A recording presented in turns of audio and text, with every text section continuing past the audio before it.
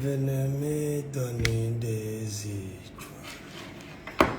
Les gens doivent. Les gens disent oui.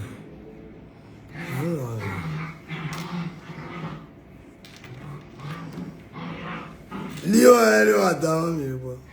Lyon vient. Lyon est là dedans. Je sais Lyon avec.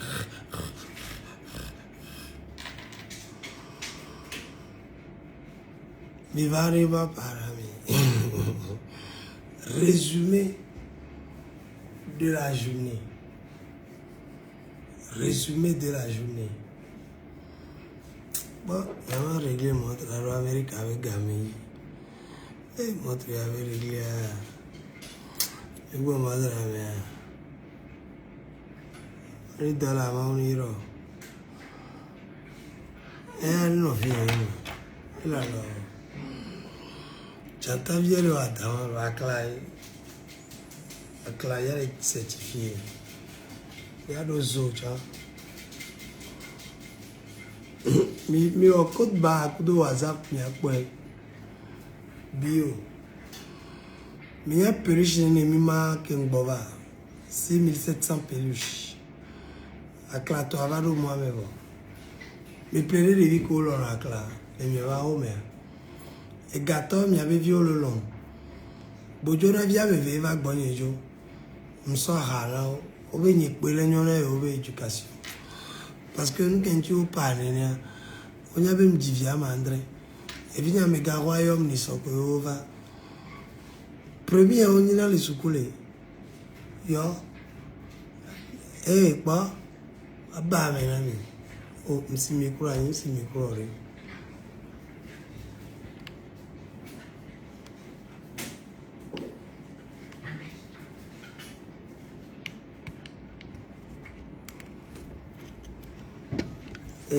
Excusez-moi. Mbana, ça me compte.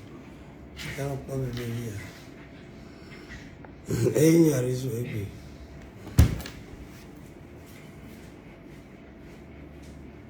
Ça va, Tom?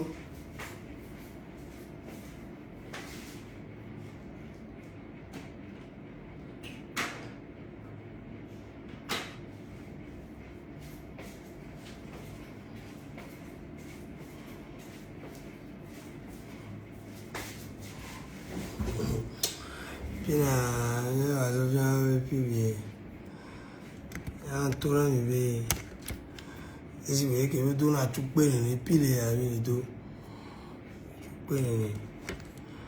Normalement, je dois tout finir par moi. Parce que maintenant, on jaille, les gens disent là, on peut dire là, c'est go, bébé, d'aller. Elle va soin à toi. Mais les gens disent, legend of legend. Arafat, le 8 c'est d'ici, mais pas vidéo. Il y a 2 ans. 35 ans, elle a signé. Bouto Choco, fil nango et tout. Rasta, il y a du vina. Les femmes étant le téléchargement. Et vigne au pour la bol. Orinanga. Madidi soit vidéo, les fingers. On va aller quoi, Madidi. A voulu voir le a flat dooming. A voulu la bombe, j'ai fait tout le fait. Les gens me disent bon, il y avait la signe de ma paname au train. Mia, à mon baro blague, mi bé. Il y a eu talent. Non, talent, nous l'avons partagé. Parce que nous avons eu et il y a tout mort de Djibou, Tchan, et Gramé. Nous avons au Tchon, nous l'avons méré.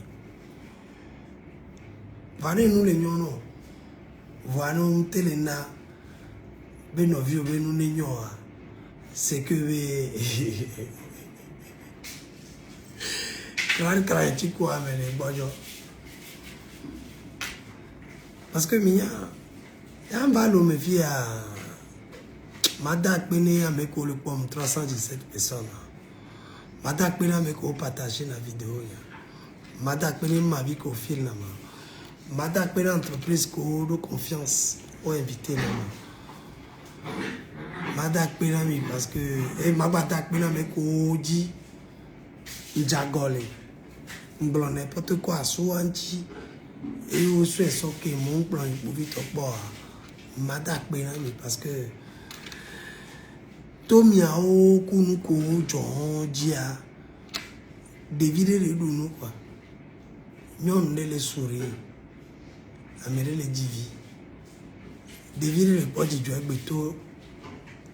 Enu nyo emeni alo nu bara meni manya yemnyo. Ya do pum le wo epo. Chata jabe ngabe ya. Ame buboro le anvulo amvanye on le pena o. Mle yo amovin ko bo mle o clash na o vanye mle so. Amo le o jeke mle mane de viewer. Wa do jevo ya mle ka o vire pe. Amango didi o dara pe. Amango gogo mi ami yoruna. Ne igbe amle attaquer tout fan na lo jedoni kivina parce que ndo raison ni. Parce que wa we le nko egbe, wa we le duno yi. Egbe ane le pa egbe amova le pombe ma o clash ki mle ona wana yo cha tu fina. Va mi amero mi lo blongo jo va porter plainte wale mchu. Mi le nyere into ale eju ya mema. Nya gare globe do le pa ngaro ko do we. Et nous qu'on na on le prendre au sérieux. Rien va entre les hommes virés. Les hommes virés. Ben ma va changer conversation oui. Le plus potable il y a vu que me le voir. Ne matik à les filles. Mi ayo le numéro yaji. Me dit be a débat que mi yawa. Nyayo téléphone.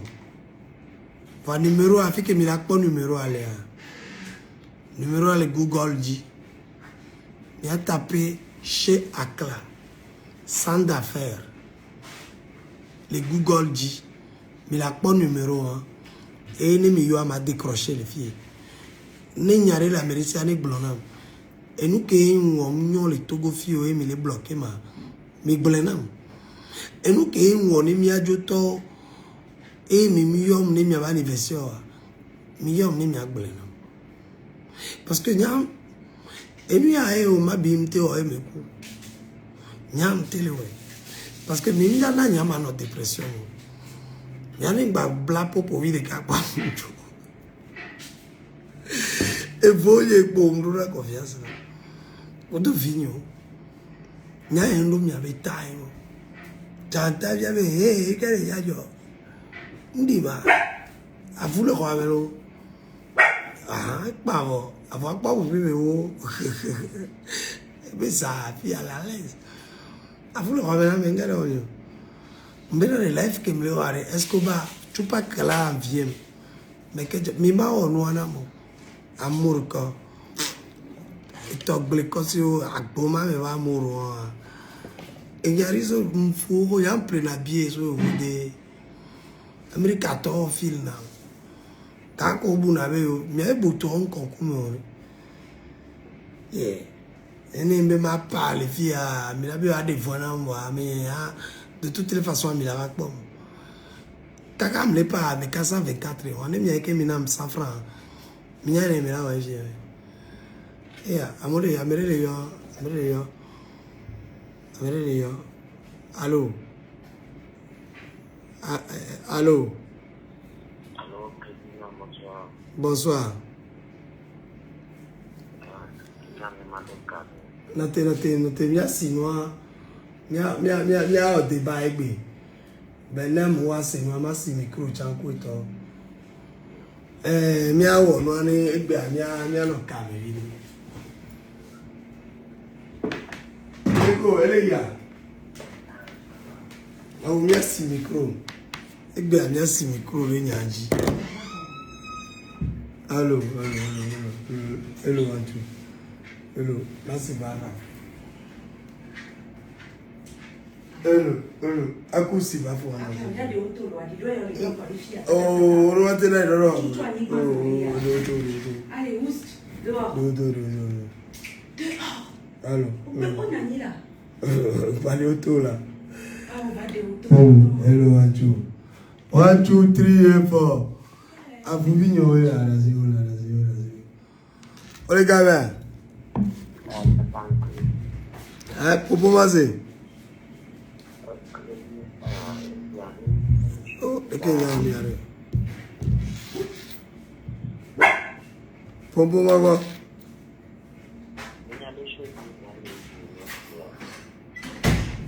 Akure que ma voya là no to sisima. Allô. O cha ko boli ma ijina popo sisere la. Bon, popo mi le c'est bon. Bonsoir.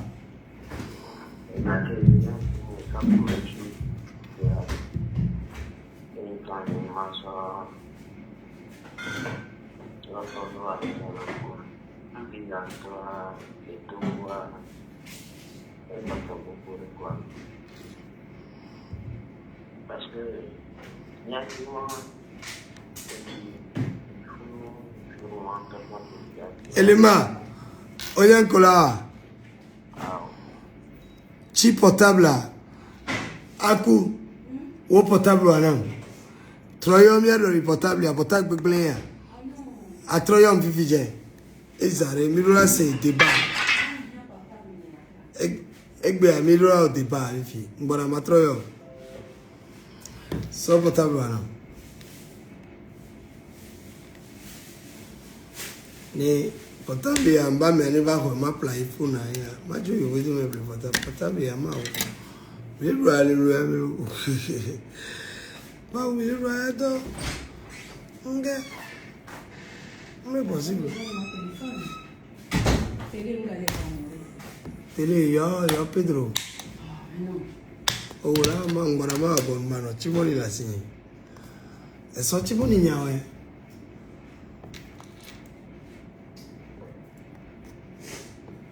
Oh, io ti ba dire gbe. Hello mille cave. Il faut rapprocher. Aku na mfe manu. Manu zume vile gbe ma pore ke ma te glona mo.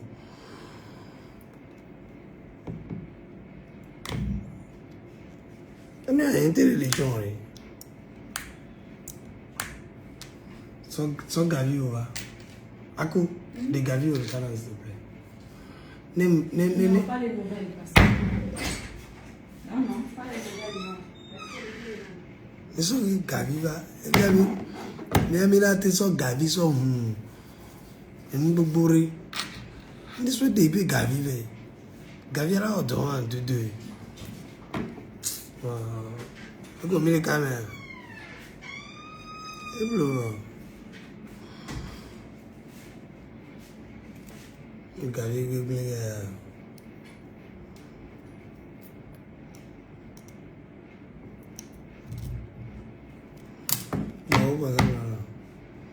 Ça va, Becky? À vous virer les filles là-bas. Regardez-moi, voilà. Becky, regarde. Becky.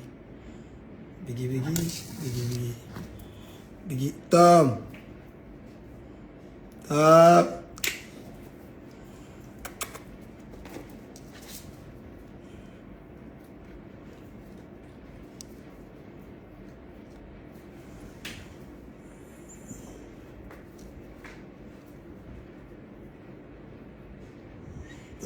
Vous voyez là.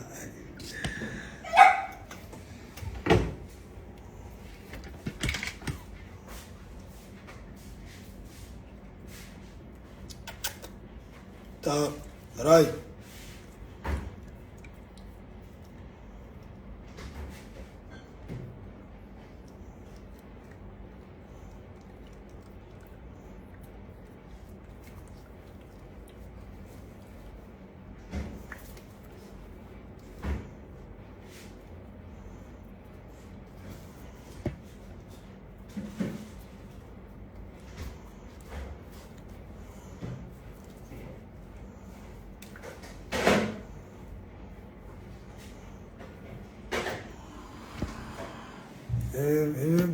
les cas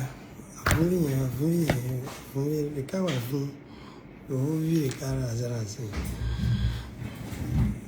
mais blanc au plus arrêtement son portable à Amazon 2000 là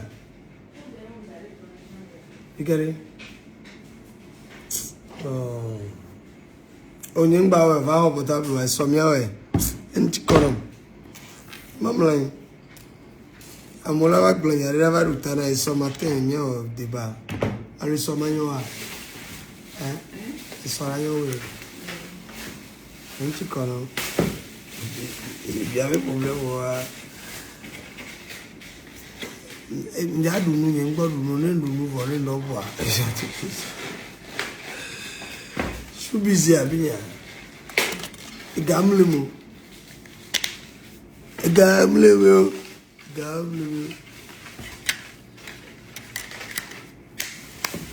Pata bien Amazon de vidéo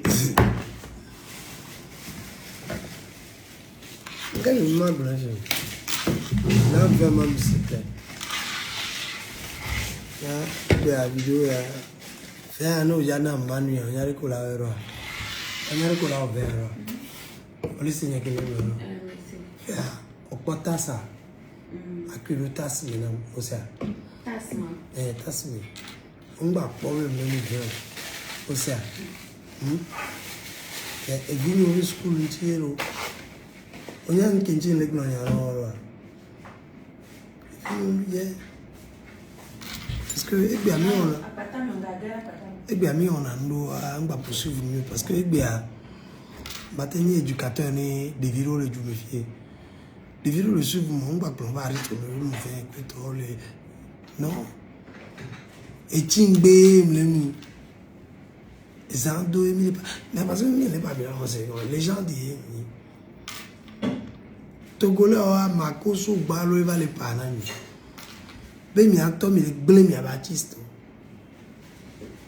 ben mi la blé lo ni Amérique tolo mbodo mena Europe me tolo mbodo mena Tchétchénie bigera kana santon tchen sinon Togo vi ko le petit que mo le mbodo mena ko le joa mi acha mbodo mena popularité ni avec pain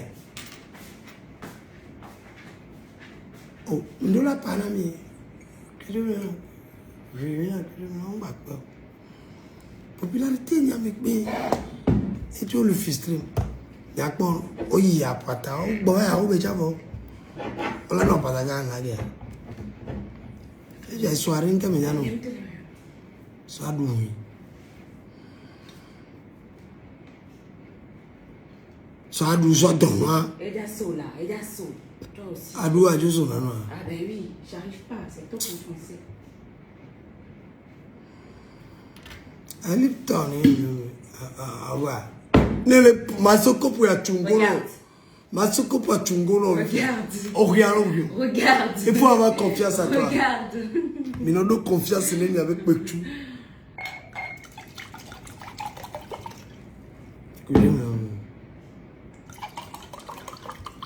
ah ça côté à l'eau frère maintenant on tasse et mire nuit vide tassame ya gabi obesro wa do kame na gabi obesro ya ni o ya nemle mi ave système les gens de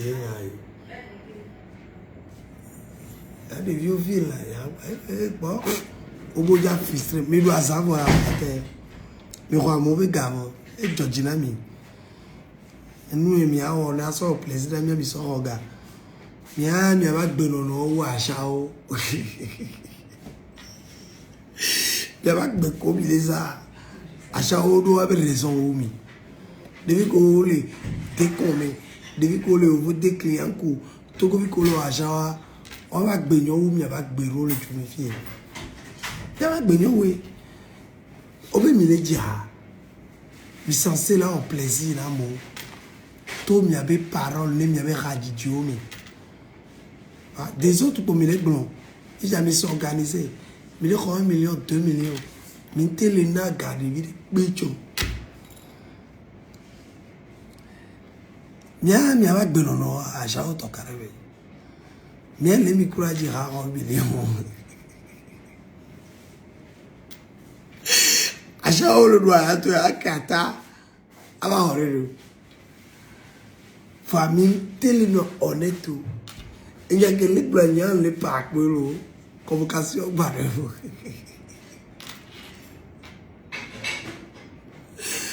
Mais va les tout là pour vous là va pas voir de tout fait. Il y a भी va pas gratuit. Gratuit. Il va quoi gratuit. Et son spectacle là va mon ditana. Et va le dire samedi. Chaque samedi chez Odou Fale. Odou Fale, il a craqué. Il soit à la signe, il va dire, on dit drill now. On le voit.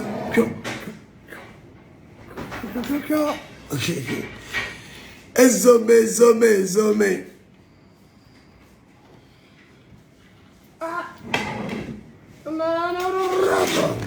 Allô? Et toi, quoi, madame?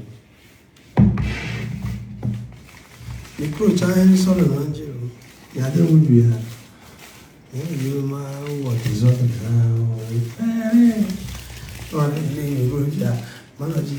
I got a woman. Aïe.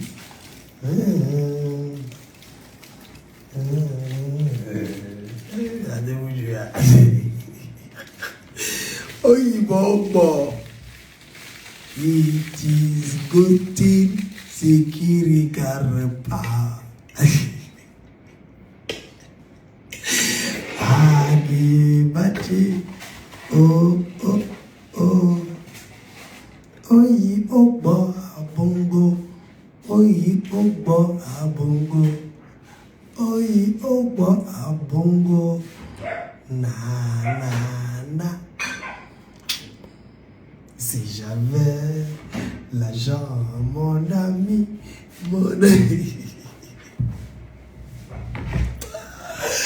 Là, il fallait vivre trop. Mais là, et nous qui avons pensé qu'il fallait mettre le secours là, il faut y aller. Il y a même changer les filles. Secours vidéo que Bruce, tu n'as pas changé. Mais non, pourquoi je vais changer? Et on a un secours à mon nom, mais on a perturbé la classe. Ma perturbé mes gaga, mais la niémi, c'est pro, patak. Et bah, il y avait besoin plante. Bébé, il y avait besoin alors. Mais il y avait besoin trop prendre ampleur. Il y avait besoin les amis gérer, les amis gazer, mais les nouvelles tasses, mais la vaille, mais la va confirmer les filles, pia, devient plein d'amis. Et donc, voilà, mais vous, ce que vous voulez.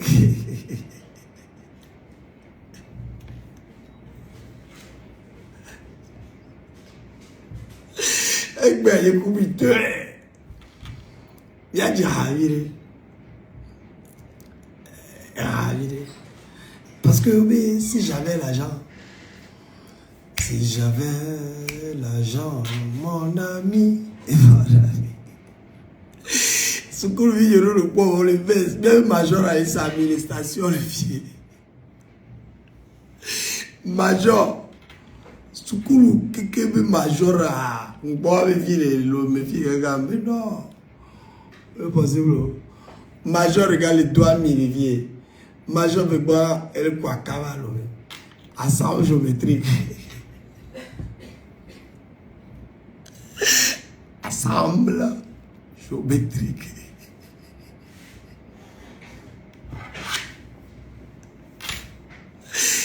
chama koluvire bien, on peut la dire au couloir. A crier. Ne me va quoi avec il y a la courant. TikTok, tu coupé. Il y a ton ami. On nous va virer les tasses.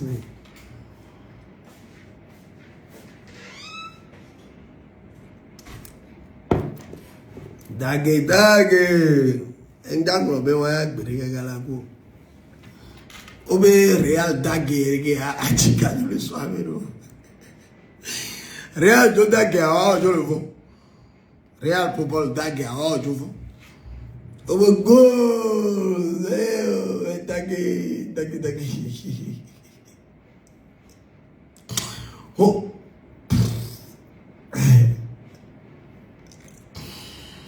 Obé! Il y a des comédiens qui le lomé, il est trop géomètre. Il est au courant. Et pas vrai. Et boulevard. Et pas vrai. Il est le mot. D'accord, mais les gars, me trouvent. Il va pas pour toi. Il va beaucoup arriver. Il va pour nous. Ya, les finissent, les soins. Et bien, on va pas en vivre. Micro est sur le manger, mais on va le faire. Oui, mais il n'a pas vu le micro, il encore voulu m'aider. Mais c'est à l'eau. On n'a pas vu quoi. Hey, la criée. Mon pognon m'a connu. Donc, on a un problème, oui. Il y a une tonne de camba, il y a un connu. Mais quoi, quand vous la bombe, il y a un connu. Bon, mon fort. Benaré. Je vois qu'il y a un micro. Il y a la vie. Non. Je vais mettre et vu que mes lignes, bien major de Kalisami. Bien major de Kalisami. Des cas et les quoi ensemble géométrique. Nyare que sukula moi solidarité. Moi sukul boborene yon quoi sukul pote que parle ni casserole. Vanya que la signe m'a parlé mais gba mi rola do to mi ase. Soja est une tombe mani. Et on prend la voiture de soja des années. Et bien, acheter chef PMI, et bien, chef de ligne, et bien, président. Oui. Parce que maintenant, j'ai de quoi fournir mes éléments. Parce que maintenant, Aristo, c'est qui? Qu'est-ce qui. Si on pousse envers lui, non, ne me fais pas confiance, je peux te trahir. Parce que moi, je peux te trahir facilement. Parce que nous, on est venu en business, dimanche. Parce que j'ai la foi. Jésus Christ, qui quoi, qui a quoi, on va trop bon, et on a un trop mal de comment. Car pour la bombe, on va la dominer, on va évoluer, on va aller de fou. Même ma soeur reproduit. On est né pour renaître. Amérique, on va y aller, on va charge. On va couper mes sous-bois. Bonne fête, maman. Eh, même si je n'ai pas mal limité. Eh, ne m'a trop pas n'ami. Mais la grand frère, quelqu'un de vieux, il a trop pas beau. Eh, les mains, les gars, le commis. Eh, ce que nous disons, c'est que ce que nous l'État a dit, même non. On prend une décision à la fin de cette vidéo. Ma Sophia Mobé et un dollar animatique blanc les filles parce que amiyo mia je me dis ma pas fait au gamin la vanne est président bon venir bon parce que il n'est pas là il y a rien à mon balai yolo wa mi décroché mia. Et nous qui sommes mis sous nous, nous va. Et les marques ont eu coup d'amage ici, mais monsieur coup d'amage est pour le comme fier que quand vous jouez, nous nous voyons fouiller le comme fier. Nous avons speed dans le cas de fermer. Avec au school vignon d'ici, moi on y est. Dès que matin ces caméras là, on va venir me barrer. Ce school bandit. Et quand il y a un inspecteur de banquier. Et je n'en ai pas signé sous vivant. Il y a un numéro pour toi. Il y a un gazé là-haut. Et puis, il y a un garage chien en sécurité. Et gazé personnel l'a signé. Gazé va y aller quand il y a un ami. Et puis, il m'a invité, nous le bon là-haut.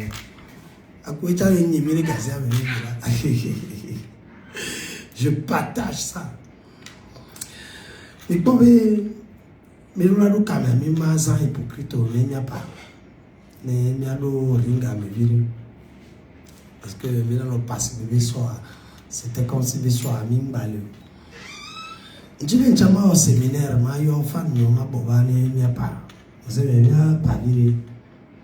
Parce que, je ne sais pas quoi, je suis habitué à la communion physique. Bon, on le fait même le nom, même histoire, il y a un signe à raconter.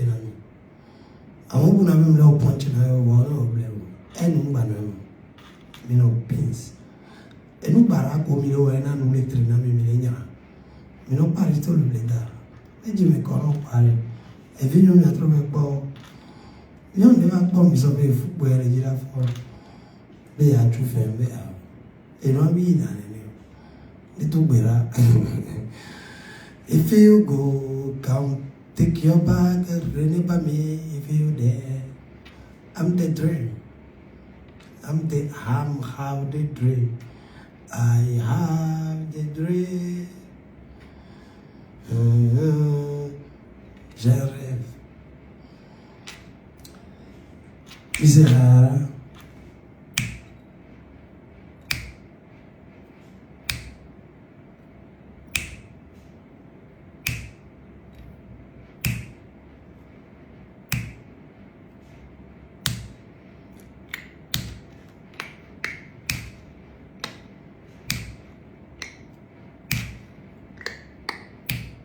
Monsieur, je vais vous dire que je vais et nous, on dit mais pas le poitrine, parce que nous allons vivre à tout faire qu'on a vu, et la foi qui est aussi la prière.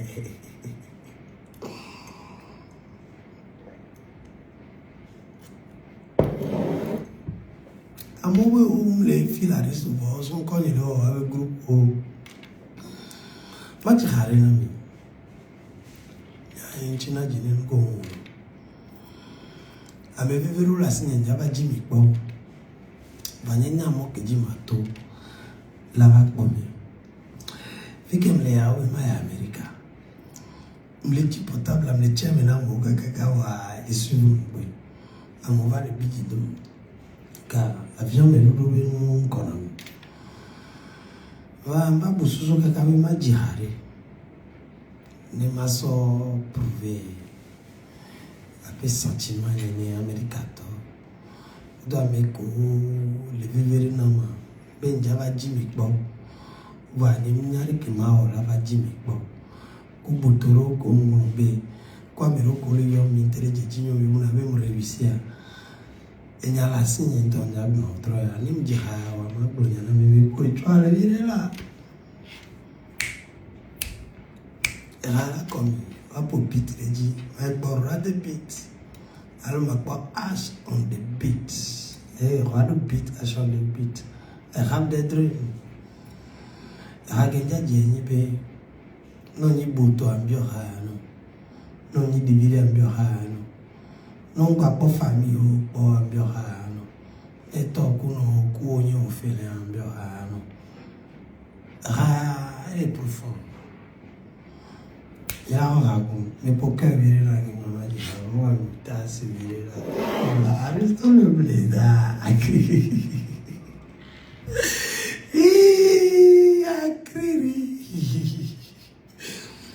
Micro, nous aurons éloigné. Et je ne me connais pas. Dis-le. Ah.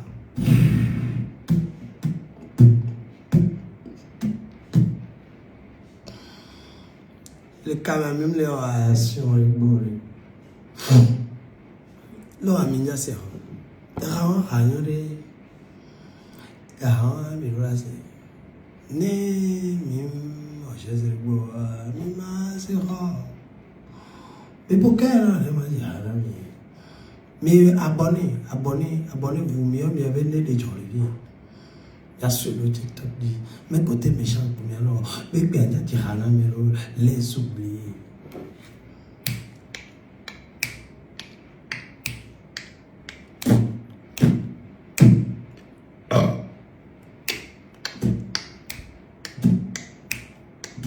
Et pourquoi venir là, mais pourquoi venir là? Mais quand même, elle est combien?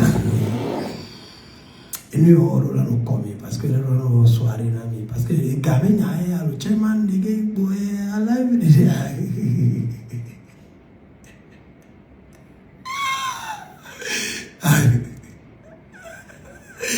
et le coco, attends, c'est de là.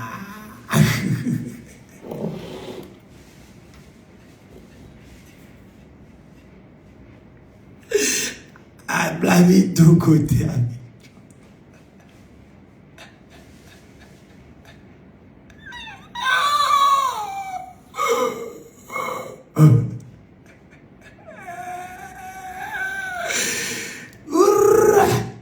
Blami dogo damijo, dogo damijo, dogo damijo. C'est commencé. Et bleu.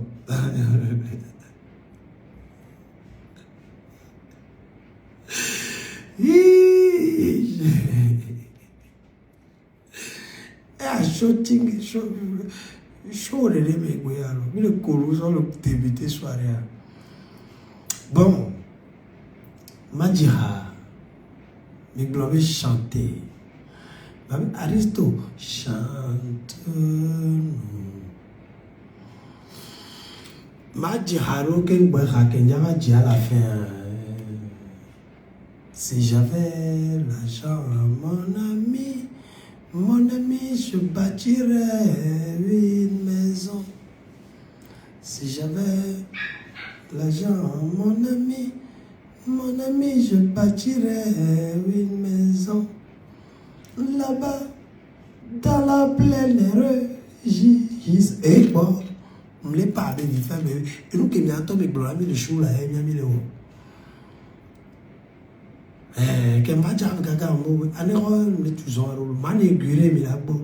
dans la pleine air, là où le soleil se lève et les cocotiers sont joyeux. Là-bas, dans la pleine air, j'y serai à pour le coup de menacer dans la pleine air. Mais de vie qu'on doit nous suivre à clavifier, on doit nous niaber, on doit réussir. On a nos parents, les grands frères, les joues, les nions, les pafonds, les maltraités, il est en train de te former. Moi, m'a formé. Vos méchancetés m'a endurci. J'ai appris beaucoup de choses à travers. Beaucoup de gens. Même comme filtre, je m'ai parce que l'heure a changé. Il faut que toi aussi tu changes. Va leur dire que allez vous faire que cuit. Parce que de toutes les façons, tu iras tout seul. Et dis bien,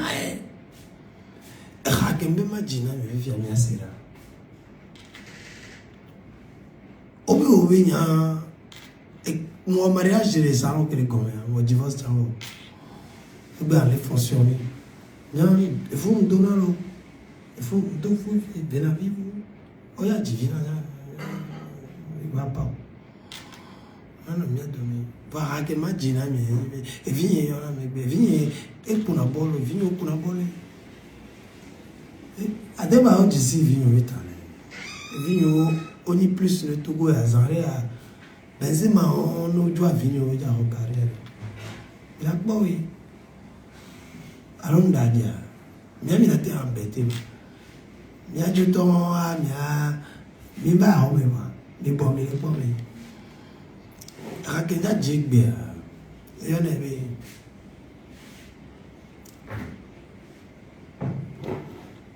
l'on que magia. Et quand il y a quoi, ah, mais Bobo le perdu, Bobo le binte.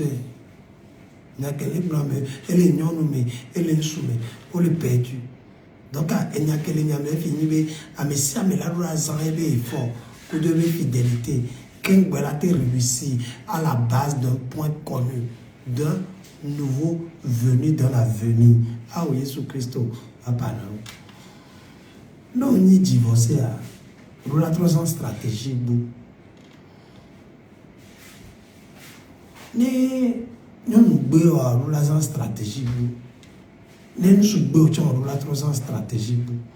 une de cando la ose vezeton orola nyan ko le jia ame ko jave boa e chalola nyan ke chale jia et me la signé contrat ba me pe ba embêter no vie parce que o a o divi d'arrêt au niveau de cet enfant nous a des divi d'arrêt et jani et vino de 4 ou 3 enfants vous êtes mis en couple comme il en couple fiaré moro le ami batte no blonde de no fi comme le joue là et vi o la va traiter au mon respect vi que tu vas le jour là et nous comme il a no dire amero le a il y avait situation il y a trop de plans des vidéos abado il y avait couple moi va no embêter mi aso il y avait mi aso il y avait vivre no de vivre faire la va no embêter il y a même le boum il y a le chloré même le boum il y a le chloré même le boum il y a le chloré et tant le bonheur est zone blême ma borée et là avec magie et magie a tout est permis vers où les magie voilà les gens respect là non ani et bien me vivre à mon les d'abord oh mais non t'as pas parce que vie non mais et vient le 22 ans même pas les 22 ans virer mal les maltraiter vivre et non même les bouillons que les filles déjà ni les bouillons ni c'est bien mais en fait un problème il y a mais j'aime la respecter le coup de et puis bon là-bas mais il y a au bon quoi mais les bébé blobé avoir une femme c'est une bonne mais c'est vrai il y a un discours il y a viré les là blonde ma dira que me fait mais les cas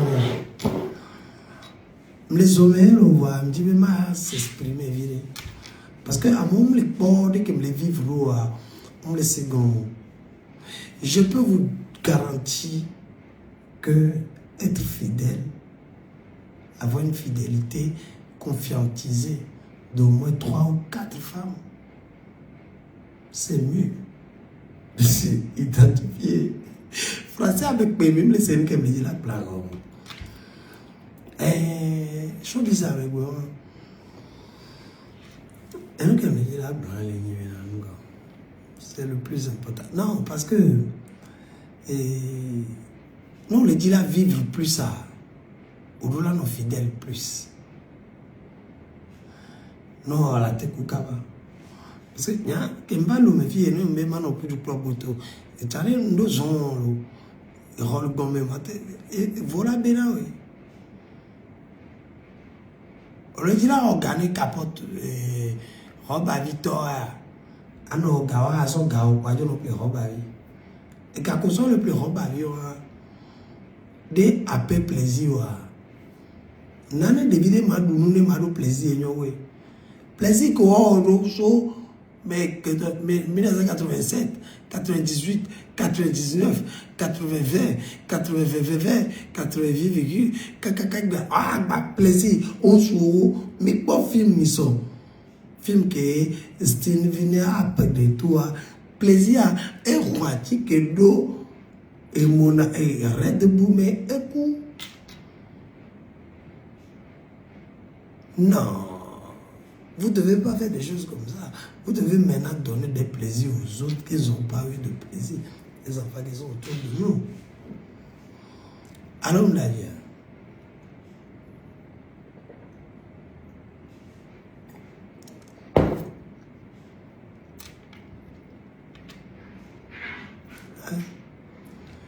les pauvres gars là non pas vivre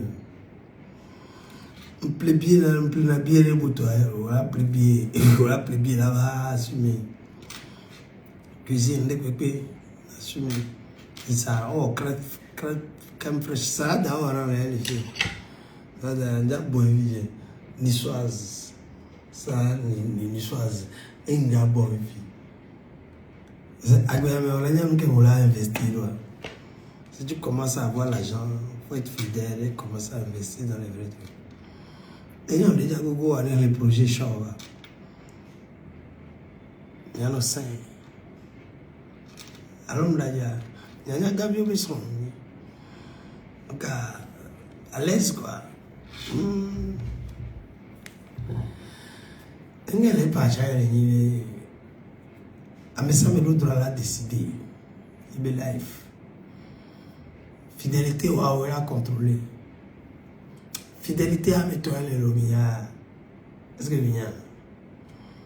Fidélité à mettre.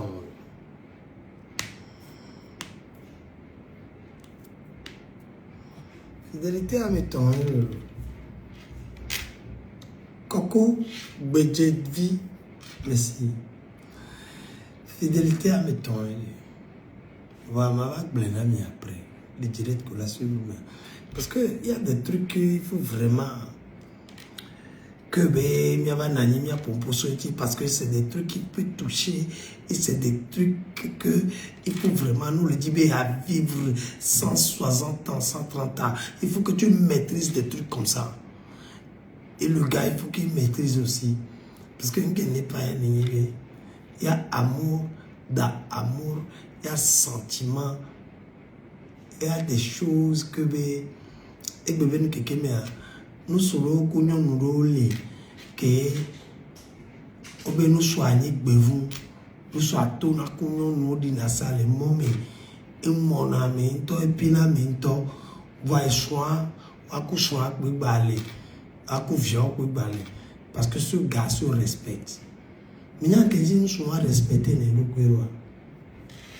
Parce que ils s'amusent avec les autres femmes. Et les autres femmes, nous avons les bandits, nous avons les bois. Nous disons là, nous avons casé, nous doit tuer parce que nous sommes à la bureau. Et pas vrai. Même à cause de la vanne, nous n'avons pas de parce que nous avons vécu, nous. Parce que nous sommes qui mis les blambés et le jet, le son, le nom, quelqu'un. Et mon aboto, on a dit qu'il va accoucher un peu balai. On va accoucher un dana, on va accoucher un nino, accoucher on a dit qu'il va accoucher un balai. Parce que nous sommes un peu trahis, béré. Au bout de mon nom, les miens avec pas domé, quelqu'un me les mon, les miens avec commis. On les trahissons.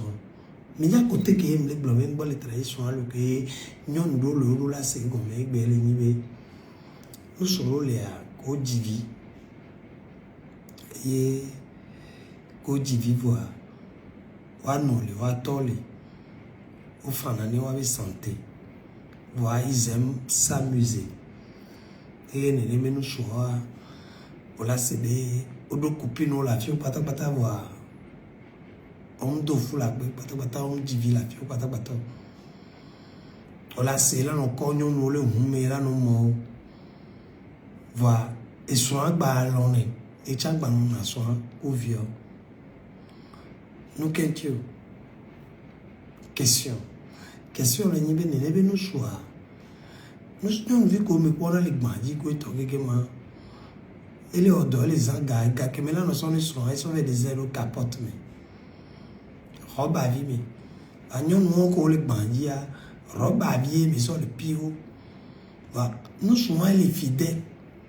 Parce que Aristobé, nous sommes les fidèles. Parce que les deux robes à vie déjà. Sauver les mondes, les bandits.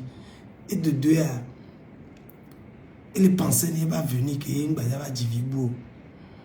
Et de trois, nous avons pas doré avec Bani son. Parce que nous avons vu qu'on met le mot. Ni vous balou, mais sur le mot, elle n'est pas donné. N'est pas donné avec votre soin. Elle n'avait pas donné son. À l'homme d'Adia. Donc, nous avons décoré la restaurée bureau.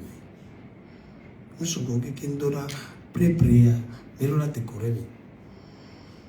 Nous avons trouvé l'épisode qu'elle va suivre. Et nous sommes nous deux préservés, préparés, nous deux, et ouvert bien, sentiment, et Jimmy, vivi ko la c'est le fou, ni vivi que au Sénat, kudo boto que nous do robavio. répond que les blancs. Et nous, nana, quand tu dois mater bois son bureau. Parce que l'on a tellement bé. Au bout d'un moment, nous serons à nous qui journalons à dire, mais n'y a les blancs, il y a les varans, les parents. Nous serons à nous qui journalons à dire, les gens qui les longs, le bois, m'tient à coup maintenant. Il y a tant de fions, et tant qu'on y a eu, et tant qu'on y a eu 4, mais non, nous serons les gens qui les bois, m'tient à coup maintenant.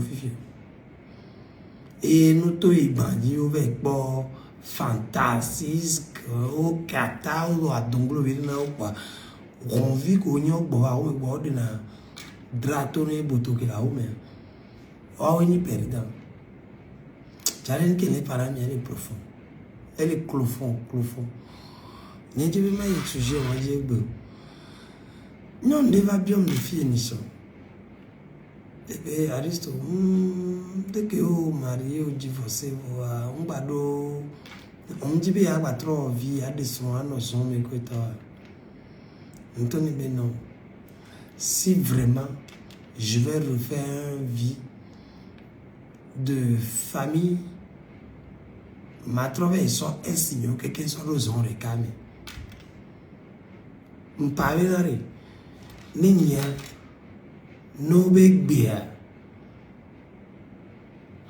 matro vide de kia amele kumegbe que divinama on préfère be masonyo nu ko que divinama ma tu château ma so do me manani ku do nyona ho ne ma bato ku de vire le pa do me vous avez ne pas amigo me et non le profond.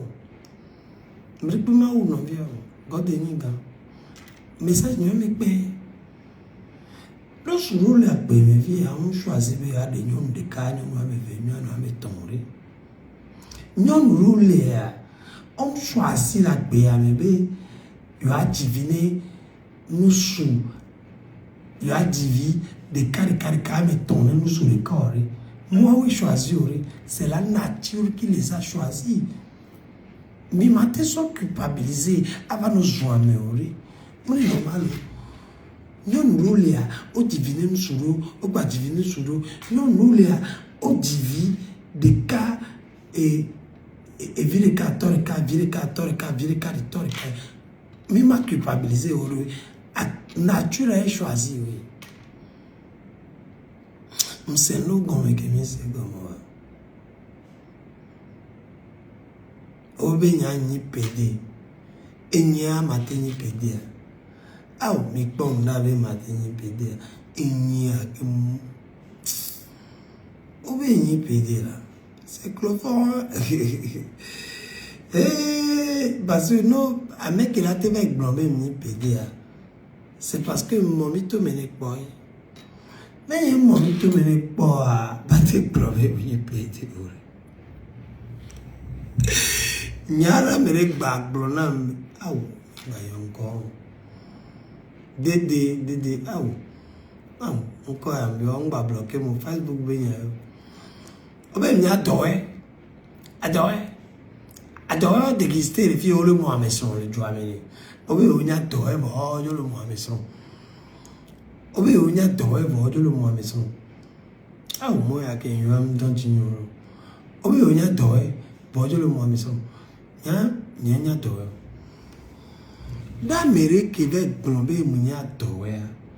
C'est parce que be amewa usine de romito menewa. Peut-être à nos hommes noira et toi que ni tout même fiande ni. C'est là vas-y blore. Bon, mes gars, bas 3 arema. Le patron de trois élèves, il doit venir les battre. Papa vient par la guerre.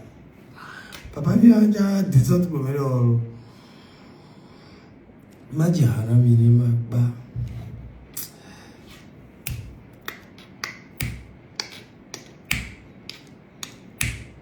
Aïe.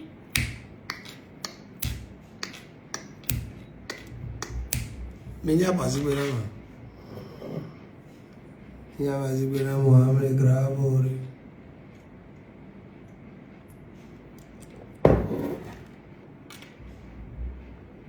Ya me subindo.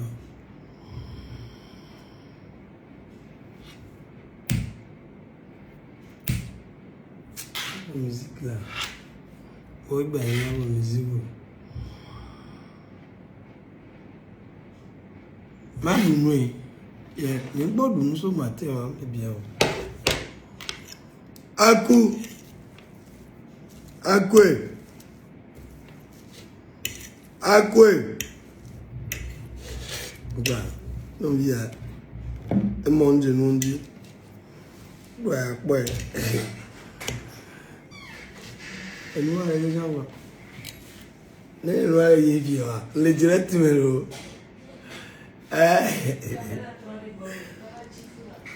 Et bah, jus et sauce vinaigrette de Nadina. You get it? So it's a vast one now. Et les pots de stylo en l'eau. Yeah. Ouais. M'ya c'est bien. Elle est cool déjà le roi. Elle est cool déjà le roi. Mais non, m'ya c'est bien. Lui aller ça vaut là. Elle est cool. Amour à bon. Bien sûr. Elle est cool là. Elle est cool là. Intimidation à la bergerie.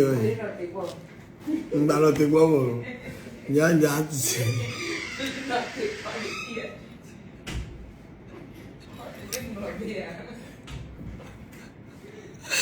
Obere te kwa mo api. No.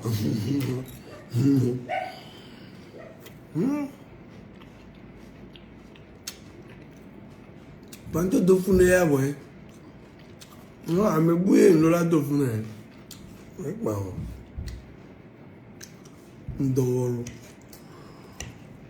Oh, boto ke mo wo la diaris to vile lo ya melo. Ubo vite dia e vinyo jadi namlo. Nyato mi ponke melo re. E ga be nya. Ami nusu ke ja mo wa do funa wa ponke mele dua. Nya vinyo dinam. Mais la pogne on vit qu'au bas de la main. Il y a pas de vina bio. Et donc bon la loi. Mais tu as quoi là où la va nous me want toi non. Et quoi, mais on tient le douine à robot.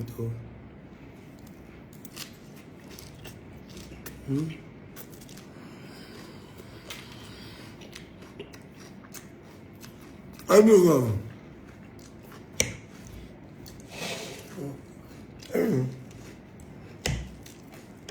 Puis,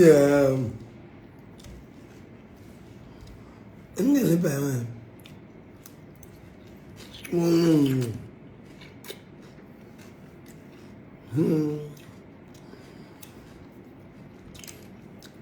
On a ça, mal vous pas voir l'autre bon. Et bon. Depuis on y voit les miens ni les miens à Kemelo. Avec Camille. On les films, tu as les films. Que les Nagambio be so nyani.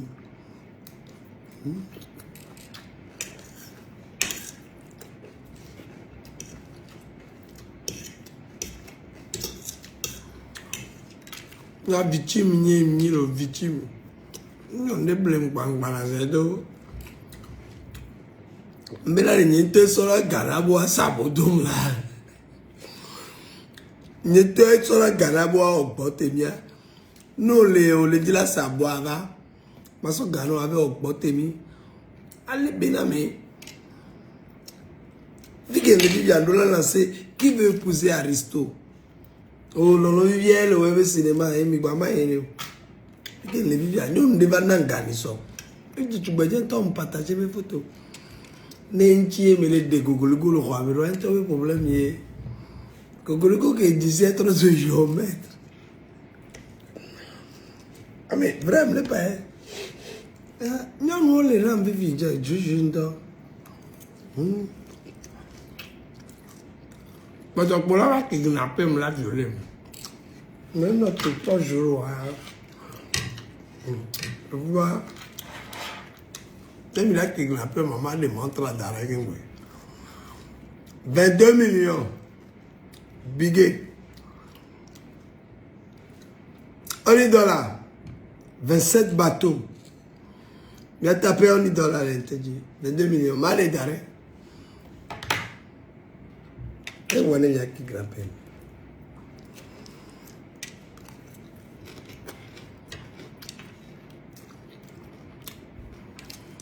Il y a un homme qui a un blé. Alors, des photos cuillères. On a un ami. On ne pas là.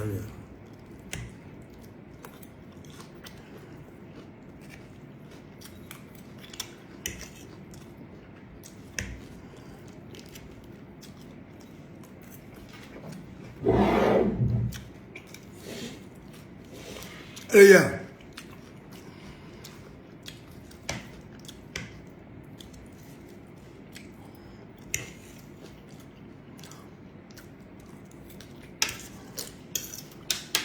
Non. Il a un pim. Dans ta vie, avec aou.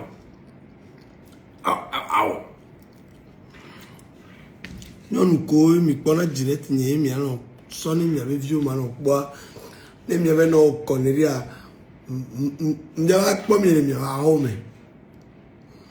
Et comme elle.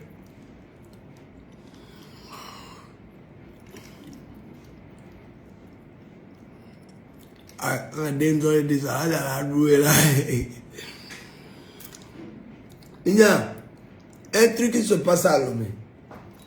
On est en train de m'escroquer. Je ne veux pas l'escroquerie.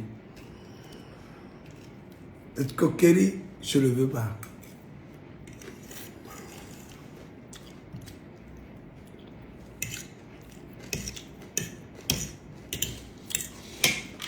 Je ne veux pas l'escroquerie parce que des vivres de que d'ici. Quoi qu'on ait rien, on a des vivres nous vivons de que des vivres qui sont d'ici bas là. Oh, il va les yon. Pour m'aider interpeller père de famille. Il y avait un portable, un WhatsApp. Quelqu'un chose d'ici, il a porté plainte contre parents quelqu'un qui va me vivre d'ici. TikTok a des vieux âge qui ont la pour mourir. Est-ce qu'on doit âge qui ont la pour le TikTok? Et normal, m'a convoqué, il y a quelqu'un. Amanda, elle est 2600 chaque parent.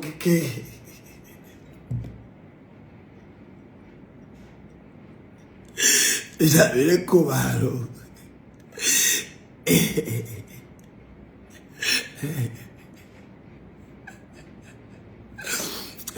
Déjà, mais quoi un projet?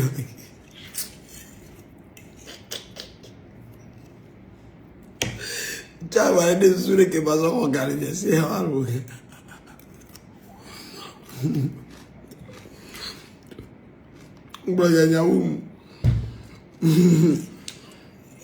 Non, il y a un indo. Non, je suis que ma ronde de à toi aussi à voir. Il y a un. Vendre les joints.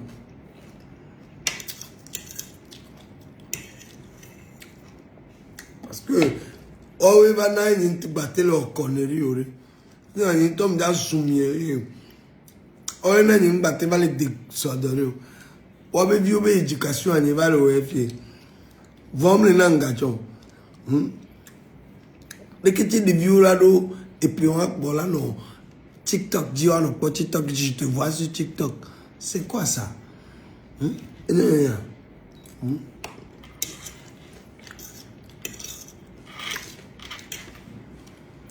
regarde.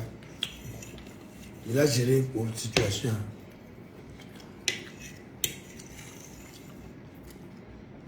Une de guerre, vous n'avez dit là, quoi, vieux.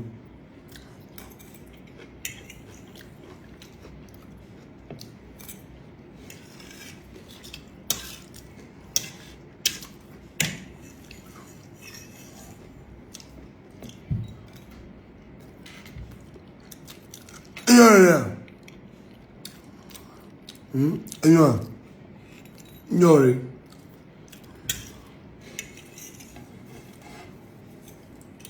C'est vrai que vous m'avez mis à droite.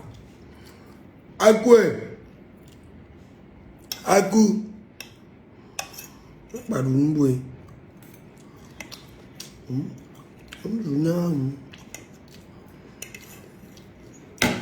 Depuis on doit dire mon. Oui, il y a des vieux temps, je le blâme au d'ici à rester. J'aime le piéger.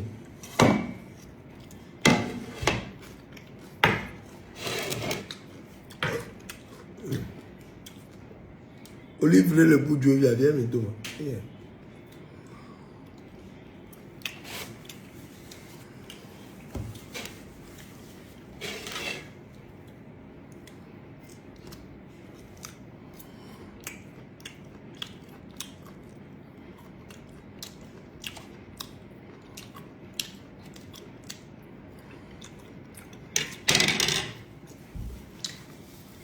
Ah, merci beaucoup pour les étoiles. Je n'aime pas me couper aux étoiles. Ah, quoi? Je ne sais pas de là.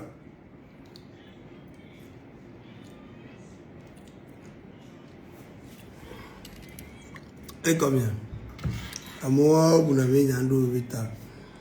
Il y a du temps, mais les pommes, il y a. En fait, il y a un problème, il y a fait qu'elle les vive. Le 5A, le 5A, ni français. Tout le monde a dit français, RSA a gagné 500 €, 300 000 par mois. Elle est programmée d'arriver en Tama, elle est programmée. Dès que on est bon, staff, il y a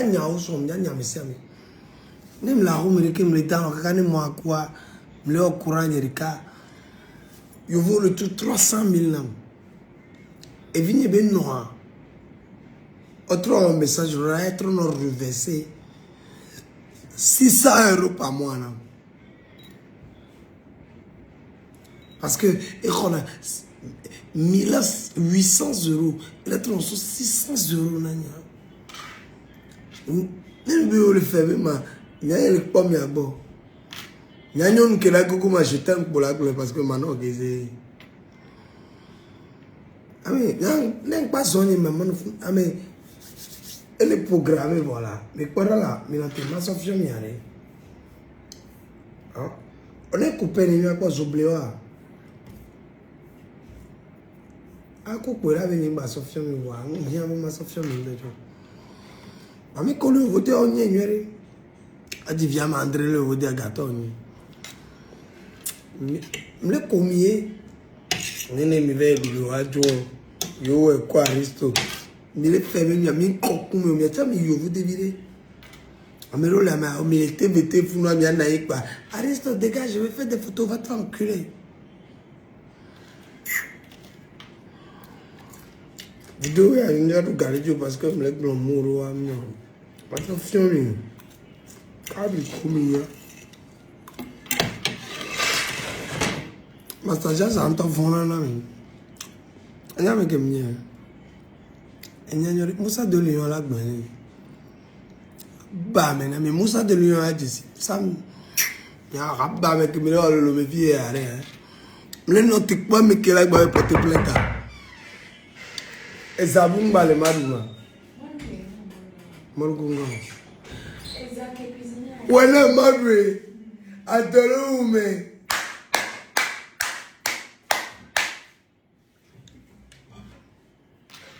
Que mi ono bon mi ga ya en que nyan to chabe Docteur Kodoma avait dit qu'il y avait frère. Docteur Kodoma a frère.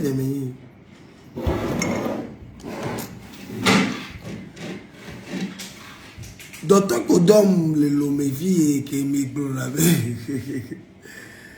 Docteur Kodoma frère Yemeni. Docteur Kodom et nous a quoi tant que les pauvres vidéos et je leur dois des respects. Et nous qui les réels. N'y a boumia non non. Et plombé, avec pombé hier. Grand frère famille mini. Docteur Kodom que mi pona le lomefi a go ne couvre le ve maman il bonne m'a opéré misérika. Docteur Kodom ma famille mini. Ve po ebe ma. Kudobi kon na nya ajigoto de. Ko gbigbi wo oji ha oji mo kakambe ekbabo. Mi le ambetem le lomefi. Ame ko organiser le lomefi a mi la troso kaba. Ça that rivière. Nous allons voir cuisiner va. Même lui avec les amana. Cadeau de bonne arrivée pour un coup. Ah, tu viens la vie. Et pour moi, on café à Iboire. Oh, voilà le temps you are. Et sauf que nous avons un camarade, s'il te plaît. Il va se suivre. Au benin, blâmer la lema. Mi va me valer me vivre. Nyimina mi va me valer. Pour câble ora. Afin que Dieu ne te pas mi. Et là où on a mis yore. Et gommere. Docteur Kodoma a peu frère venu. J'ai pleuré. Grand frère. Big up. On a eu des photos que Docteur Kodoma qu'on a famille, des photos comme famille mais pas basé que l'enchina ma métier c'est mieux. Parents il va pour aller dangereux. Adigo. Oh oui, auto gloire. Oh baby, oh babo baby, oh gloire. Eh, dagavio pa, gaga pa.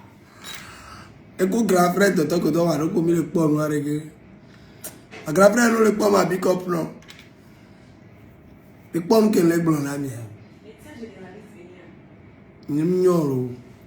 Et soit un employé bon pareil bien toi les vagues brûlées oui.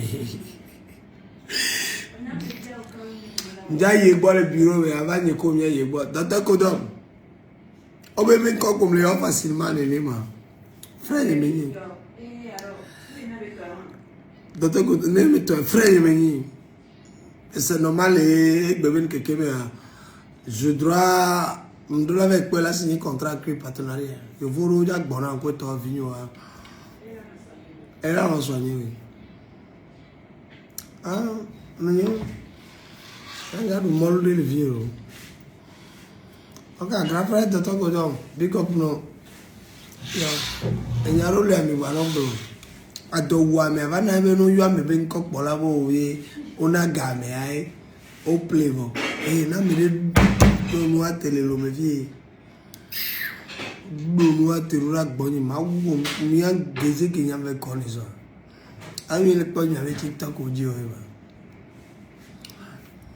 Le pas canapé que me dit na hiyo am ya tom na ere me bon. Me vous na tout compris. Ya to mi po jouer là. Arapato gbogbo ku mularu e de ke jo ju sa ko ndum le bu. Nya yo ni geze. Ma didi o ma tu me ri. Atuna mia je to ba e comme ya la me connais bien que mi yomo que en diro que mi lo gane Kevin mi lo gane Chufano wa e comme e ba jijo mi e ba mi pa mi oui c'est nous mi ngombe mia nous sommes des oubliés hein e ba jo jinami e ba mi ouais bien vous avez réussi la soirée. Mi ma 3 jours là. Quand mi wa 3. Mi ma 3 jours bien que moi mi c'est roi. Et quoi mi pas massages ojeha. Barabas, Obana ou le founou, n'y peut pas vidéo. Tchamano lo avec vie, voilà.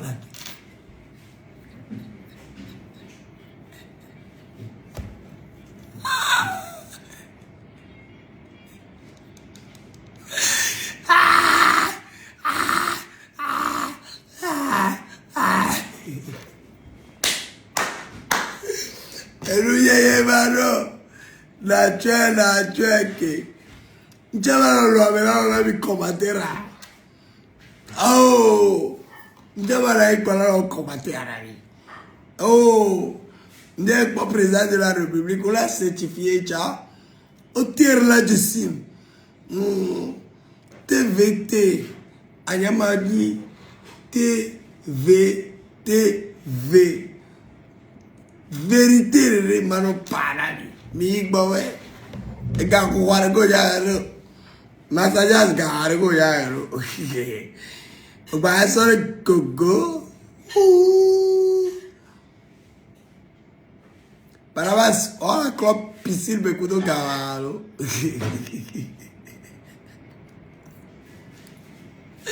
Everyone. Plate pour me laver potero, debi wera komare. Le no te pomi. Mi e pote blenta. Mi magba yi America, mi ma yi France to ma de atejito na mi. Nye kumi dere lo bebie. Mano chesibi.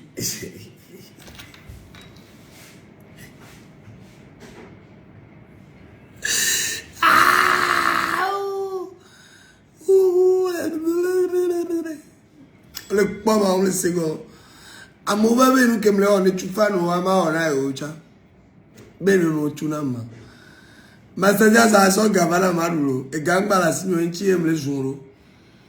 Na yem o aso numero ramayo le direct me. Aso gana maduro lo me fie mi aku barabasa. Kwara. Madu mi ave gare ju fie, mba wa ju fie mi ba jingbo. Mi bumi arko, mami so na maro du zerga.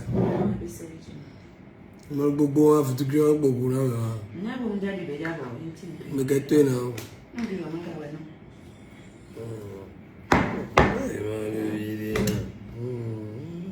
I'm a great crowd. Oh, gra. Veja. Allez, tu go sa ti am so ga ya.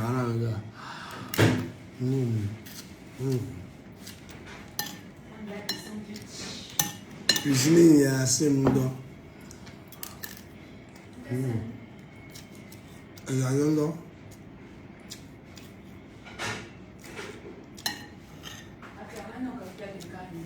Cuisiner, merci pour le plat. Cuisiner le caméra, plat non.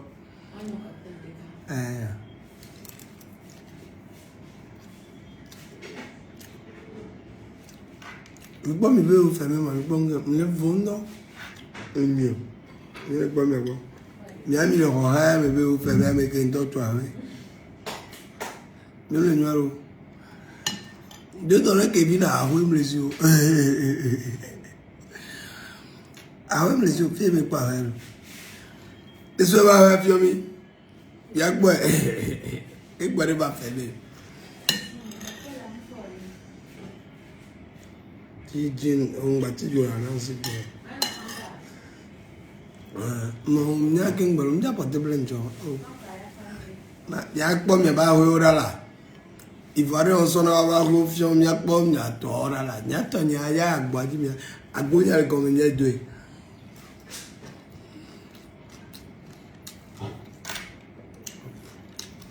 Barabas big up Barabas o trawe c'est bien.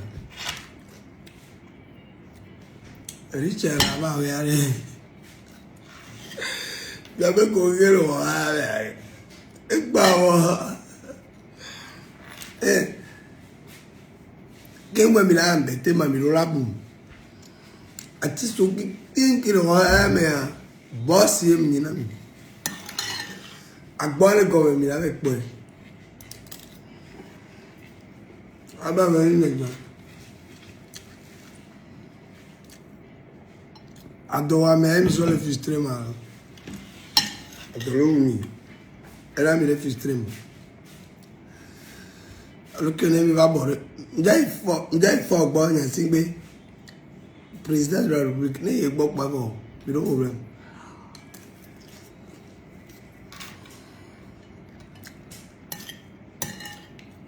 Je dois que vient alors connerie wa ni.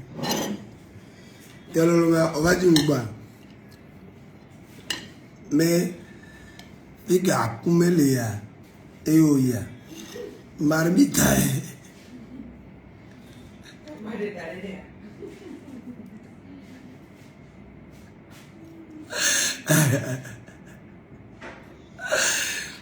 Marmita c'est bien bon là. Et bleu.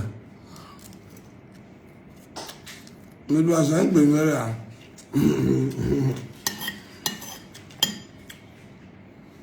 Il y a ça toi, ma va non résumer là. Résumer quoi il y a non heavy.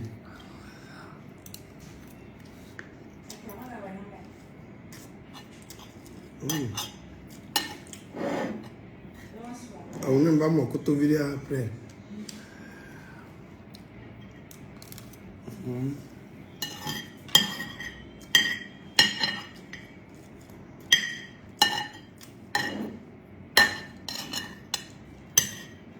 Blue.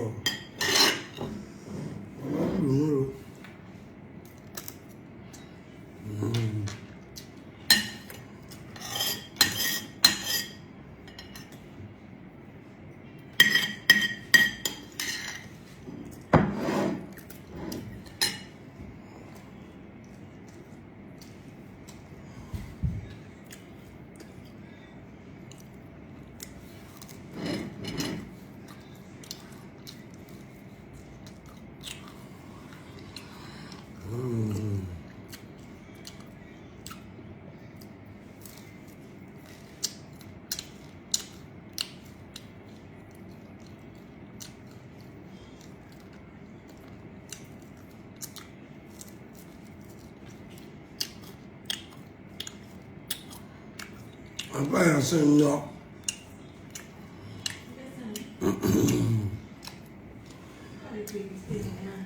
Caramel.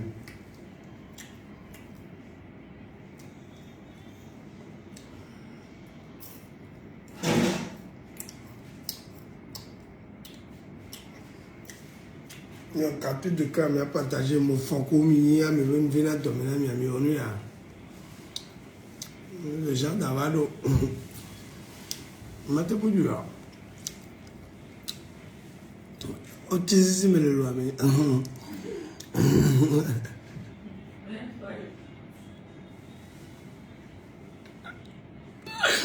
Ma pour m'ignorer que ma tissère à l'eau, 2 chevaux de 4,4. Normalement, le Konami l'Afrique a vu avec des Français. Et moi, à Google, un bloc à nous faire. Nous fou. Il faut y aller dans 800 €, 900 € à la fois. Il y a 900 €, mais la main, oui.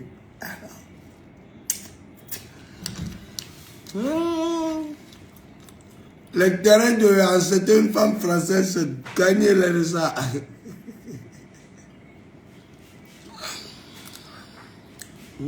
Business mais yak bon dans les business mais quoi.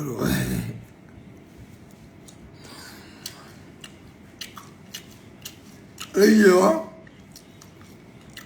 amène bonne fête à toutes les femmes, à tous les mamans.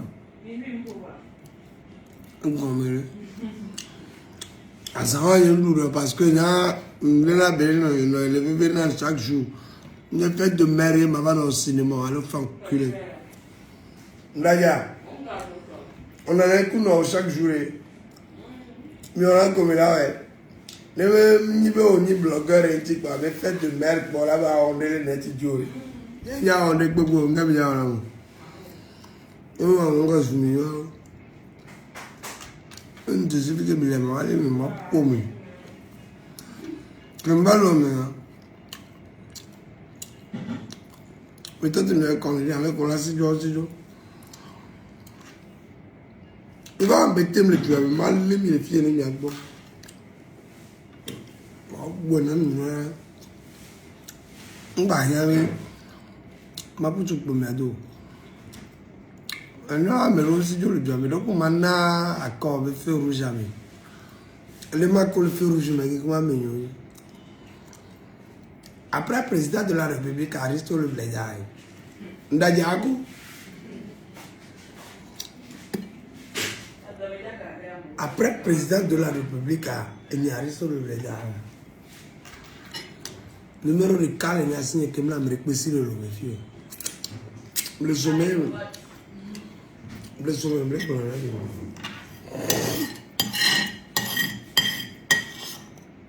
Après président de la République Aristote le Blédaï. Quand je suis non, bene, après, nous, Baba, on a un appareil. Et gamme la signe, il y a un parent. Mais bien pour vite, moi, mon lac blanc. Il y a un blanc. Non. Dans le roi, lui. Normalement, l'organisation, même comme ministre ou président, quand Gagan va d'arriver dans ma zone, la population entière. Parce que nous parlons le journal, on a sorti des milliards, sorti des pauvretés de l'Afrique. Donc, il y a une gagné qui mane. Voilà, et bien, nous avons des pauvretés l'Afrique, nous avons des gouvernements, et nous avons galato. Ni Dieu donne qui vient que tu fasses nos yeux. Et nous avons galato, maman, ghetto, mevio, katangato, et amouché veto. Et nous avons tellement galé le méfier. Parce que nous avons dit ça, les ghetto, goût, nos roses, mais. Regarde, nous ne sommes pas. Les esprits, nous avons que les gens le jouent. Un que nous avons un village, nous avons un jour de l'élèvement. Togo non toi. Nous pas ma costo direbe aba Togo et ni grevia. On le dira bon coup maintenant voyager. Ne ko de. Ministre on te si mais. Gato mi so lo mbia. Ministre on ta. O de sim. Ncha na indare. O boda 75 milliards. Ninja pasulo. Abe ma mena mila. Et samedi, il y a un man qui a gagné. Il a plané par les potas. Dame, quoi ça fait un gars avec moi? Normalement, samedi, il y a un man qui a plané par les potas. Ouais.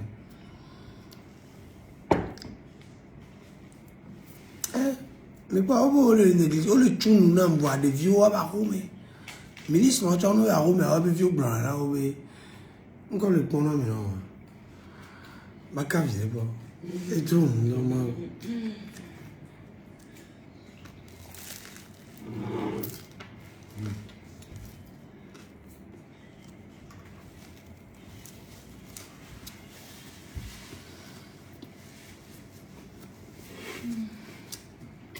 Mais tu entends le arôme.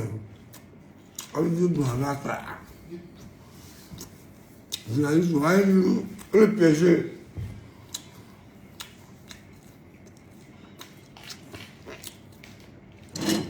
Parce que moi, je sais de quelle forêt je me mets. Je suis le roi lion, je suis juste dans ma forêt.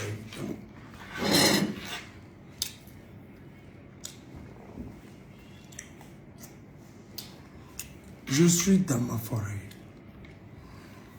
Et ici, c'est moi le chef dans le showbiz. Tout va bien pas là. Tout va bien pas là. Non, rien, mais on peut dire.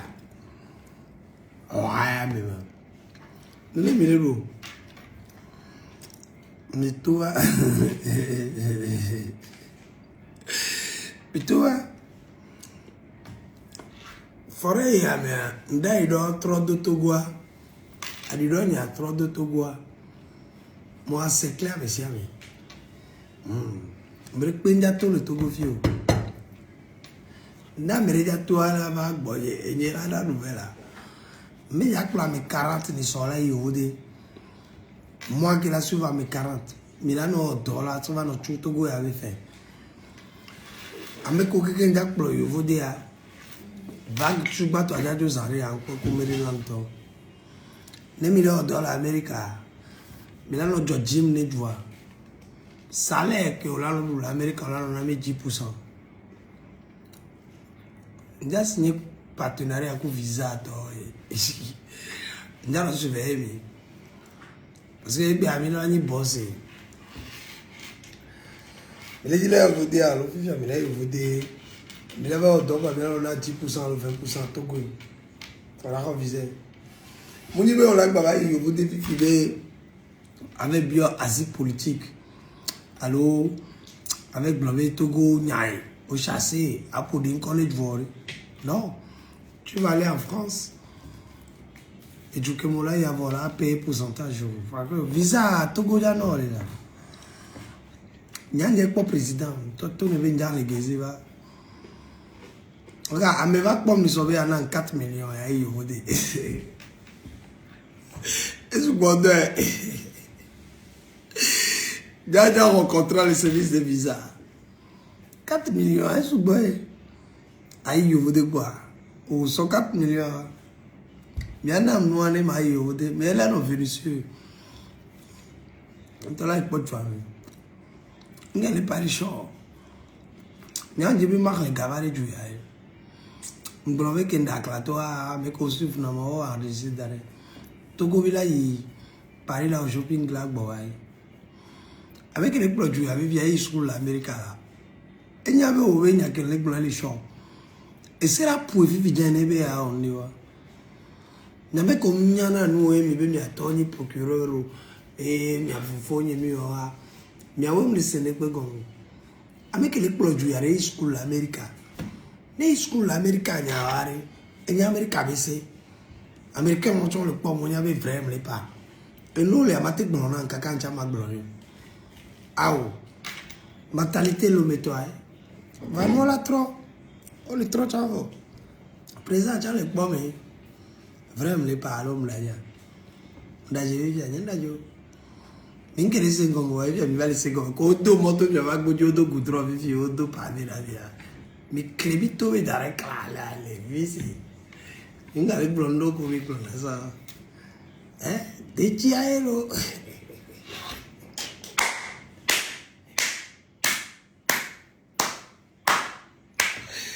Vaya, le bac. Ne me mande ni ma parole. Et pas, bleu. Ah, je suis de passage, il y a un fanta. Il y a un fanta. André de Fanta. Il y a un temps, il y a un aussi, un polygaro le jume fille, donc il sous bon temps. Et soit staff, il y a un ami, 2 semaines, mais comment on donne? Restez chez vous et vous êtes payé. Ça fait moins de dépenses. Et son mieux, vous m'avez dit, le pédia, bébé, vous n'avez pas dit, le pédia. Vous avez dit, comédie. Et nous sommes le tout phénomène. Nous on connaît pas. Et son matin, il y avait. Joris, il y avait son. Avec la tingbe son 1 minute. Et Gomere, n'y a mis les jumefiés. Pas carré, n'y a mis ma fille. Maintenant, j'en mes filles, garage à table. De toutes les façons, à sortir pour nous rentrer. Américain, on a sorti plus de Chavanamo. N'y a pas de halafili pichon. On est d'accord comment? D'accord. Moi, là, comme je 500 000, 1 million, je vous dis, à combien ça allait là, je m'a appelé Mercedes, je m'a alors fait que. Et soit, mais ça, mais la fille là, à Rome, il n'y a pas de diamant, et gagner mes loués. On trouve même, va douer les pays, mes bébés, on y a doué. On peut pas Rome, ma gana, mais on coume. Mais vous l'avez un 100 millions, gars. Mais là, on ne pas mis les pieds, ça. Il y a quelqu'un qui m'a dit, à Rome. Pendant 2 semaines. Allez chercher mieux. Et on est né. Quand tu vas 100 000. Mais il est bien à Rome. Kaba. ma so gawa so on bu ne de vi o lo ave igbele mi aro bo ndo mbo no ba du o gbe la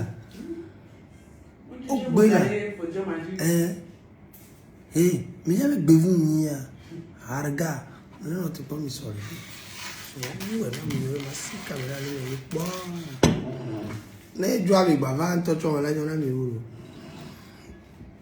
e go me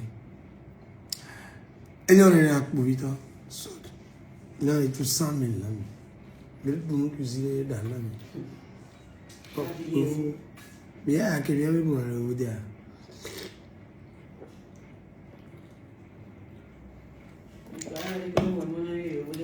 il est venu de la France, il a de l'argent. Mais Tony, mais là, Dave confirmé au Robert, il est d'accord. Dave venir là. On a climatiseur, au bon bout, les pays au B. Wifi gratuit, climatiseur gratuit, tout gratuit. Cuisiner, bouffe gratuit. T-shirt gratuit. Mais va tout t-shirt gratuit. Mi va to mi va du o gbe mi o ma du o lo re ke video ale amo le po e mi gba wa to lo e so 2 semaines à me sia me ya ho me mi le ho ga e du ga e portable de kala lo ni me o chenye mo ya o jena na America mi parallelo ya me trop avec la zumane ni rega no wa ko 2 semaines wa po gomere ben gbo so go dinja mi am le do bibi won ti bonu du le peje ogbe e de ya gbe etro so ene niyin mi le po no ti mi lu ran se ta mi vide devu be no se ta mi no se ta mi kwa mi sia mi vide apo ave relation mi le po na yin nyami nyo ma onyo nya nya le micro le tipo le onde pepe nya do geze obe mi lu ami le lia me para me le ton pe so matin me va fier me no te po mi e comere devele no vara alors que be amo le rêver to be ya no wa de place amo le rêver be ya no mi de place moi je viens là comme na jeune vion e ja ho fi nja ko jeune vion les dynamiques en sous dynamique dans tout. Ouais. Ouais. Propre. Sécurité quoi, mais les là on est là mais là. Ami ça me l'on le togo fie ni mi sécurité ore. Na me be an tomate an cuisine ke. Ne be on ma dan cuisine ke ke ya cha daranu engela o. E po gwa fie na me. Sécurité ne va akula du to na mi. Aussi sécurité quoi. Ne boule fie. Boule fie ga va donc sécurité ne me go.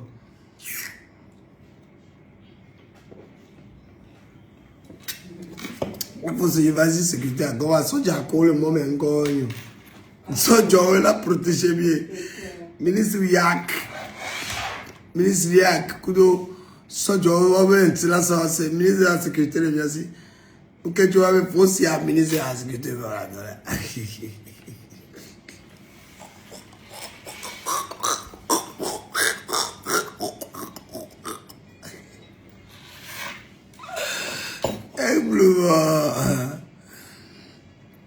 e pavo vesindo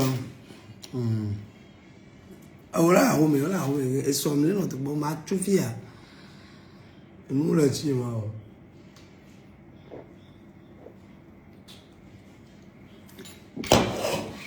gba ti am le jo ame te ji jan lo le jo ame ji ndo le jo ame ji le pin pa wa tanta que allez yo le bien là et non mala il balai on doit aller et tu connais bon même là Bueno, mo vient de goûter. Ça passe bien soirée. Oh, ça passe bonne soirée. Alors yo me go. Allez, já passei bom só é glace normal, glace outra. O só glace cara não bem, lá bem. spéculeuse. C'est azri. Quand bon tu vas voir jamais. Ba faire des vidéos. Ça donne là. Ça me donne au le monde est trop. Il me dit là, il me dit quoi? Je vous dis à America. America, kakaje Dallas kotoa. Vigasa, amuchona mask. Amora koneri sonina gao komedi vide. Mia ole yo mi va komedi le peja mi be mi bova so gana mi hon ku mi. Boya ona na. Le no te po mi so matin, ya ne mi nya no mi bavo, mi bavo. Mlo benare mi agbobo we mi ame barare lo mi. Nyano. Ame bara no kurazi on la kukaba no senata me na agbejiji. Ya ta mi pa mi gbogbo no ko kunazi on ku gege mlo. Me ko senata me on agbejiji nto. Bivane mi a pa ko dum la. Les gens d'Ambalé. Les gens de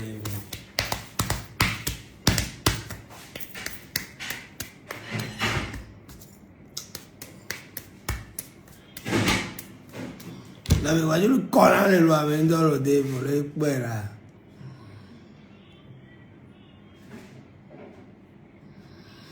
e so già la fisica perché lui è a me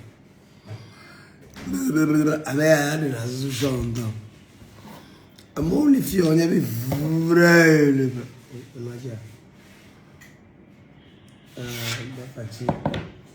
facci mio se capisci ya ci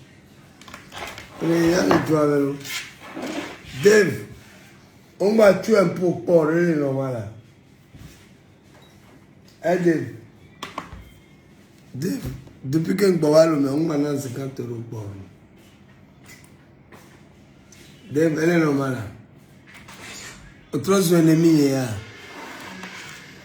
Tu es devenu mon ennemi, mais dis-le-moi.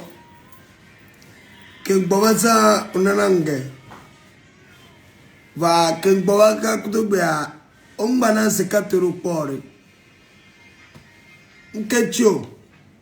parce que on peut me réussir à l'enquête. Tu peux m'exprimer ça? On la lance 4 €, tu grilles s'il te plaît.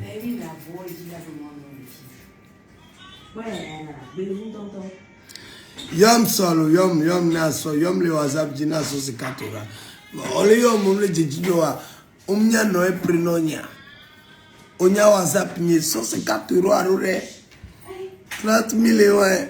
Chami owe. Mbak blombu be gbe avec pomme le gezi ori matu masum le wo do ke lo cha do we. No ma gbobo mi no somo aba no gboni. Me ke mi do e mo fo yin ma. So garura nya lo e gomeri. Tu m'as fait que je me suis mêlé de quelque chose maintenant tu me on peut les soutenir, mais à l'angle de la. 3 mois, 2 mois, 3 mois, 5 mois même les lois, mais 1 mois c'est 4 €, 2 mois 100 €. Des voilà, ouais, que l'on ça ça ça clavier va ouais vers moi. Et comme Milano game mais les mois, mais ça va trop no game. Milano ma combien? Ah mais les gens sont meilleurs que les gens. Aïe clavier. À mon temps misère digno au cas où vous pouvez venir clair. Il va dans le pomme à soulever la tête pour le m'a pas pour ignorer. Et bien il y a une fierté de Togo héros. Ça n'est pas président pourquoi ouais. Il y a 10 millions. Mon frère d'arrêt comme ça sonné. Par exemple faire. Ne ma vidéo kunya evo. Alors lui m'a so gagné les boss au wow. Ma so il a les gars so ne ya vidéo kui. Vidéo was a cast streaming ko to ma tro luje wa. Togo vio ya lui. Il y a des égoïsme au côté viré mais mais à quoi on vit on a avec tu le dois pas. Assumer yo le ba ta na la. Obo le jigeze o boache mo fo ita. Mi ona assumer un toro mia.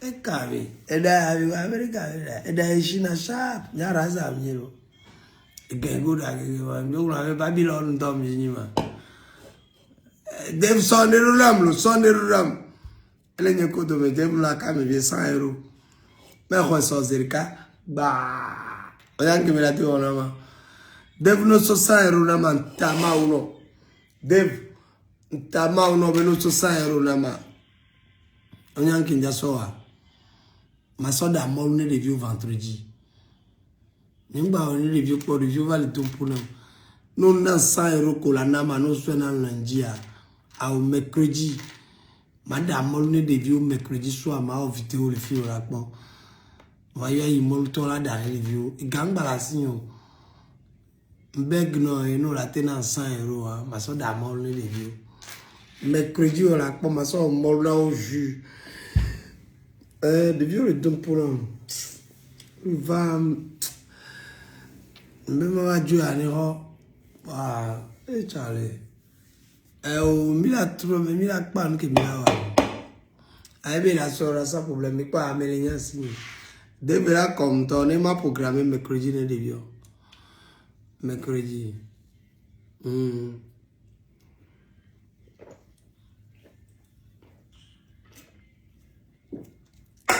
bah nous désordre de cas et les mille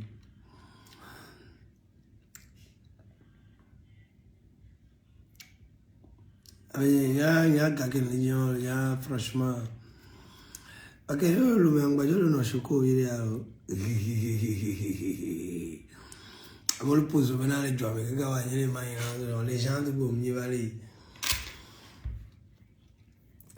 ame ko i vare on pour dinte ame même pas vite goler on la propre to ko viola venir ni au influenceur nge ame na taja mi school taja to gbenye me nyilo mi pom yaro jilo famille Bruce mi nyilo soglo Bruce lo mi te si Bruce wa mi pom yaro ko jinyore le nge mi lo internet ya jilo ajigo tom nyilo bi je si mi taja yi to gbenye lo taja ni ka monsieur Yves amo ji si mi pom yaro ko jilo internet ya jige mi lo mi pom yaro ko jinyore lo mi am ke dom nia toto ko dom je simlo mi pom yaro ajiko tom ni lo obibi ogbe ko gbeje lo mi pom kopito ko tom mi valo kopito me no ra gbo yan sogro Bruce lo mi pom yaro ko jilo eno ya beanze on ko ne chaka no na mi mate se gomo e gomere ngeme ni mi lo ameba et fan torche on va prendre en pleurs fan tovio mi pom yaro ko jilo so vi fait me mater pour du euro et tu inspecteur de banquero et gomere mi lo le bon ko mi va continuer ma e gomere ma ya pom yaro ko jignore le bara mi lo alors mi pense que même là Bile nywerea mewa ochuru virea etajere kake kwa togbenye menyilo minya etaje togbenye menyilo mi be bio ivle kake pour admi na mi le taje viaro Bruce menyilo minya soglo Bruce mle nywero ema aba mi le ona ton le bon mi des années kwa mi gbale we mi akpo mi arogoji mbe mi kpo mi arogoji le lo mi fi mi akpo mi arogoji mi kpo mi arogoji Bruce la va gba tu mi rina mi ma se gon e gomere va jigo mi amele pa mi va le pa ke ai to ago mi amele pa